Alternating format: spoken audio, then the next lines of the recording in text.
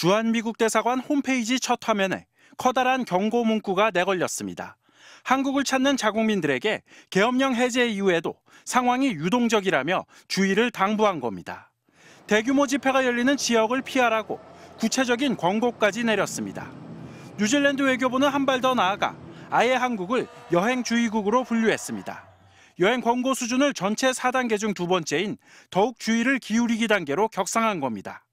일반적인 상황보다 더 심각한 안전, 보안 문제가 있는 국가를 대상으로 내려지는 조치입니다. 심지어 전쟁 중인 나라들까지 한국을 찾으려는 국민들에게 주의령을 내리고 있습니다. 이스라엘 외무부는 한국 방문이 꼭 필요한지 고려하라고 공지했습니다. 주한 우크라이나 대사관도 외출 시 신분증을 지참하고 침착함을 유지하라고 당부했습니다. 暴動とかなんていうかなデモとかの活動がやっぱり韓国でもすごいんで、それはやっぱり会社の方も心配してて不安ですよね。巻き込まれないかが不安。前段时间可有身边有些朋友去韩国玩，然后说这个想有一点被种草了，然后看完这个事儿，最近就不打算去韩国旅游了。 한국이 불안정한 나라가 됐다는 해외의 인식은 한 네티즌이 찍어 올린 사진에서도 확인됐습니다. 태국의 한 환전소는 한국의 국내 정치적 이슈 때문이라며 당분간 원화의 환전을 중단한다는 안내문을 내걸었습니다. 갑작스러웠던 비상계엄의 파장은 외교 일정에도 미치고 있습니다. 당장 오늘부터 4일간으로 예정됐었던 울프 크리스테르손 스웨덴 총리의 방한 일정은 기약 없이 연기됐습니다. 또 다음 달쯤 신임 이시바 시게루 총리와 윤석열 대통령의 한일 정상회담을 추진했던 일본 정부도 구체적으로 정해진 건 없다며 유보적인 태도로 돌아섰습니다. MBC 뉴스 윤성철입니다.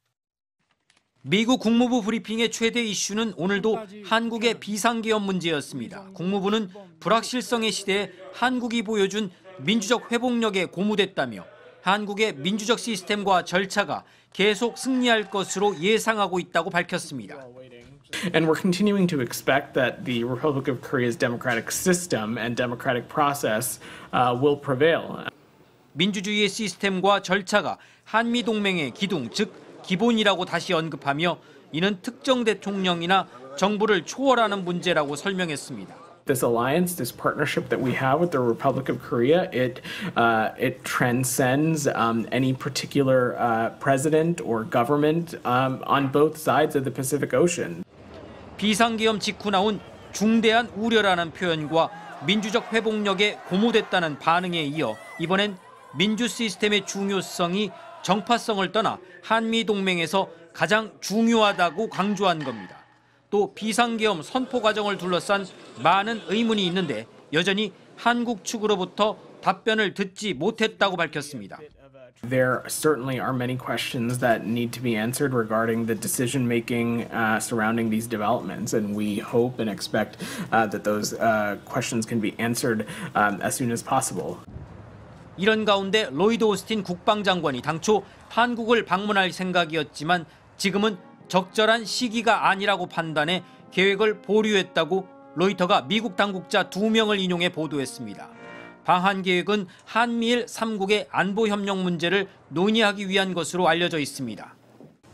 한국 민주 시스템의 승리를 예상하지만 계엄 선포 과정을 둘러싼 의문이 여전히 많다는 미국 정부의 입장을 종합해 볼 때 정상적인 협력은 계엄 문제가 완전히 해결된 뒤에야 가능하다는 뜻으로 풀이됩니다.